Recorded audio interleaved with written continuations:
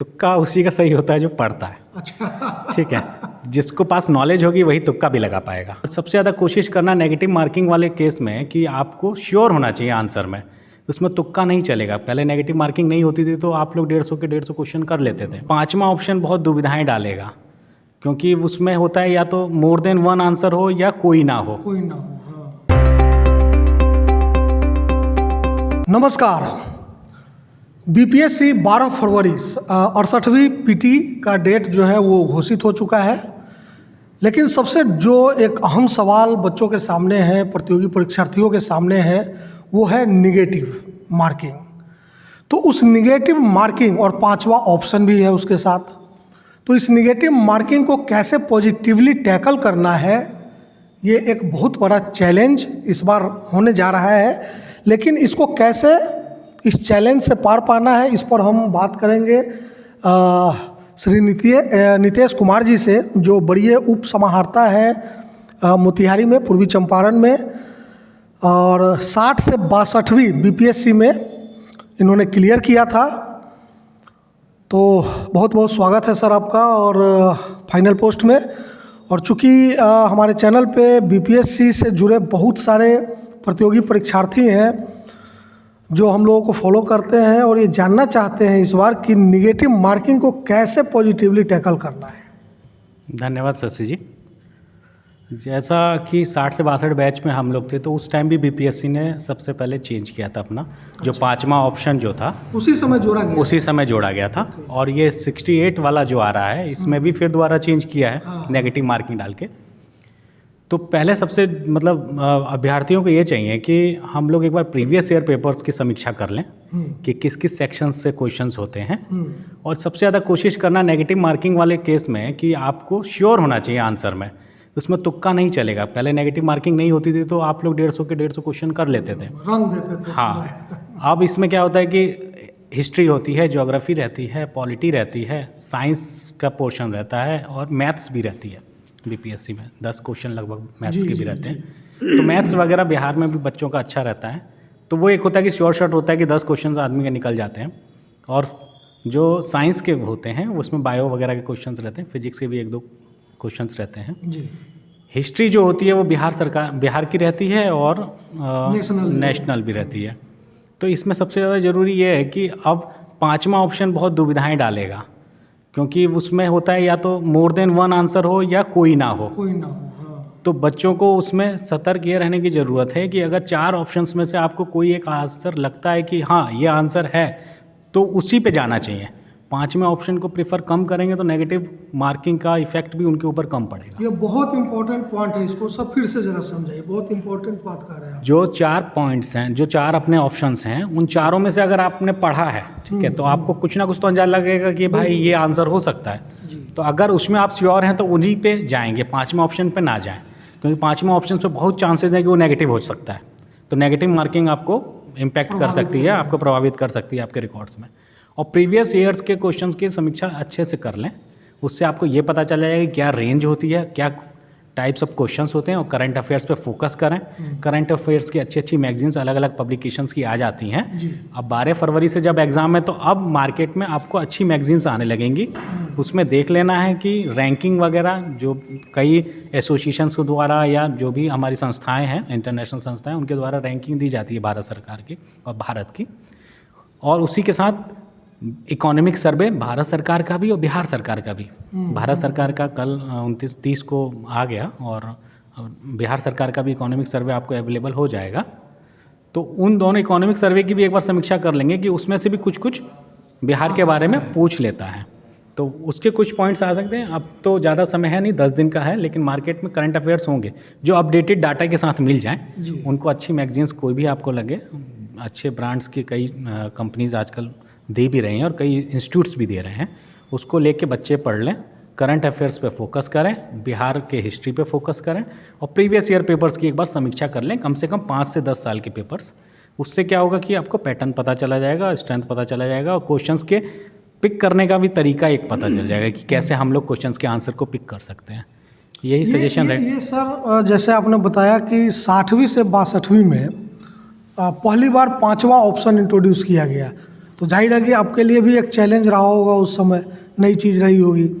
कैसे टैकल किया उस प्रेशर को, कैसे मतलब आप लोगों ने मतलब आपने मतलब टैकल किया? मैं इसलिए पूछ रहा हूँ ताकि निगेटिव मार्किंग पहली बार हो रहा है इस बार, ताकि आपसे कुछ टिप्स बच्चों को मिले कि निगेटिव मार्किंग के चैलेंज को कैसे टैकल कर सके वो, खास करके साइकोलॉजिकली। हाँ, इसमें शशि जी 5वां ऑप्शन जब आया था 60 से 62 में, जी। तो मेरा स्ट्रेटेजी उस टाइम भी यही क्लियर था कि मेरे को अगर चारों में से आते हैं, 5वें को मेरे को बहुत रेयरली मैंने पिक किया, ना के बराबर। 4 में से अगर मेरे को जो आते हैं, उस टाइम नेगेटिव मार्किंग नहीं थी, तो ये डर नहीं था जी। कि हम नेगेटिव चले जाएंगे। जी। उस चारों में से जो आंसर आता था उसको मैंने फर्स्ट टाइम ही मार दिया। 5वां ऑप्शन का क्वेश्चन मतलब दिमाग में रेज ही नहीं किया कि ये हो सकता है क्या, तो वो क्लियर था, उसी विजन के हिसाब से वो मैंने किया था। तो वो रहा सपोर्ट ईश्वर का भी कि वो क्लियर हुआ और हमको सिलेक्शन भी हुआ और हम लोग ज्वाइन भी कर रहे हैं, उस टाइम से ही काम भी कर रहे हैं। तो ये है इसमें, तो थोड़ा मेंटली बूस्टअप करना पड़ेगा और प्रेशर नहीं लेना है, वो चीज़ घबराना नहीं है, पेशेंसली देखना है। आपको आंसर्स आते हैं, जब आपने पढ़ा है तो आपको आंसर्स के जवाब, क्वेश्चंस के आंसर्स आते हैं आपको, तो आपको अपने पे विश्वास रखना है, दूसरे जाल में नहीं फंसना है। वो सब जाल हैं ट्रैप करने के लिए, ठीक है। तो उस पर फोकस नहीं करके अपने ज्ञान पे विश्वास रखेंगे और उसको पढ़ेंगे तो हो जाएगा, कोई इशू नहीं। सर बच्चों पर एक प्रेशर ये भी रहता है कि साल दर साल जो रिजल्ट आता है उसमें कट ऑफ बढ़ता चला जाता है। जैसे इस बार भी ये था कि कट ऑफ थोड़ा कम रहेगा, लेकिन कंपैरेटिवली वो बढ़ गया। तो निगेटिव मार्किंग के बाद भी कट ऑफ को दिमाग में रख कर निगेटिव मार्किंग को टैकल करना है, नहीं करना है, मतलब इस पर कुछ बताएंगे आप कि कट ऑफ का बोझ रखना है कि नहीं रखना है? नहीं, कट ऑफ का बोझ नहीं रखना है। इस सब चीज़ से निश्चिंत हो जाएं। पेपर देने के टाइम पे आपका टारगेट ये होना चाहिए कि हमको एग्ज़ाम देना है। वो तो कट ऑफ वगैरह बाद में डिसाइड होता है कि क्या हो रहा है, नहीं हो रहा है। अगर आप पहले ही कट ऑफ के बारे में सोचने लगेंगे तो आपका जो फोकस आपको एग्ज़ाम के समय एग्ज़ाम के लिए देना है, क्योंकि आपके पास 2 घंटा का समय रहता है, वो 2 घंटा आपके लिए क्रूशियल है, जो आपका भविष्य डिसाइड करेंगे। तो उस 2 घंटे के लिए सोचिए, उस 2 घंटे के बाद वाले इंसिडेंट्स पे मत सोचिए। आपका फोकस 2 घंटे के लिए होना चाहिए और आप फ्रीली और मेंटली फ्री होकर जितना अच्छे से एग्जाम देंगे तो आपका माइंड भी वर्क करेगा और आप चीज़ों को गैस भी कर पाएंगे। अगर कहीं ऐसे क्वेश्चंस आते हैं जहाँ होता है कि हम लोग बहुत पहले पढ़े हुए हैं, कई क्वेश्चंस ऐसे होते हैं, मेंस में भी हम लोग के टाइम पे भी ऐसे क्वेश्चंस आए थे जो हम लोग सोचे कि साल भर का करंट अफेयर से नहीं, उसके अंदर ही आता है, 1-1.5 साल पुराना नहीं आता है। ऐसा परसेप्शन स्टूडेंट्स के बीच में लगभग रहता है जी। लेकिन कभी कभी क्या होता है कि बीपीएससी हुआ चाहे यूपीएससी हुआ है, वो लोग अभी क्वेश्चंस 1.5 साल 2 साल पुराने भी करंट के पॉइंट्स पूछ लेते हैं, किसी कारण से वो न्यूज़ में रहे हों, तो वो कंसेप्ट रहता है। तो आप जो पढ़ते हैं वो कहीं ना कहीं दिमाग में रहता है। जब आप मेंटली रिलैक्स रहेंगे और फोकस्ड रहेंगे तो वो चीज़ों को आप रिकॉल कर पाएंगे ईजिली। तो उस पर फोकस करना है। बाकी कट ऑफ क्या जाता है वो तो पैटर्न बाद में डिसाइड होता है कि एग्ज़ाम क्वेश्चंस कहता था, क्या उसके आंसर्स रहे, बोर्ड ने कैसे आंसर्स उसको चयनित किए हैं, उस पर भी डिपेंड्स करता है। तो उस पर फोकस ना करके आप लोग वो 2 घंटे का अपना प्रिपरेशन रहे, आप बॉडी से मेंटली आप स्वस्थ रहें, वो फोकस करना है। एक आखिरी सवाल सर, तुक्का एक बहुत इम्पोर्टेंट मतलब होता है बच्चों के बीच की, कई बार वो सोचते हैं कि तुक्का लगा दे, पूरा रंग दे तो कुछ सही हो जाएगा। तो अब क्या तुक्के की बात करनी चाहिए, नहीं करनी चाहिए? देखिए, तुक्का उसी का सही होता है जो पढ़ता है। अच्छा। ठीक है, जिसको पास नॉलेज होगी वही तुक्का भी लगा पाएगा। अच्छा। ठीक है, तो उसमें कुछ क्वेश्चंस पे वो लोग अपना कर सकते हैं। हाईली रिस्क लेना थोड़ा दिक्कत हो सकता है, क्योंकि 5वां ऑप्शन एक बहुत बड़ा रोल इसमें प्ले करेगा। ठीक है ना, वो बहुत ज़्यादा लोगों को ट्रैप करेगा। तो आपको कोशिश ये करना है कि तुक्के पे कम फोकस करें। अगर आपको उस क्वेश्चन के बारे में पढ़े हैं, सुने हैं, तभी उस पर आप जाएँ। और जिसके बारे में नहीं तो छोड़ सकते हैं आप, वो बेस्ट है। बाकी आप आकलन ये कर सकते हैं कि आपका लगभग 50% के आसपास क्वेश्चन आपको आते हैं या 50-60 के बीच में आप आ रहे हैं, तो ये मान के चलिए मोटा मोटी आप सेफ जोन में हैं नेगेटिव मार्किंग के फेज में। तो ये करना है स्टूडेंट्स को।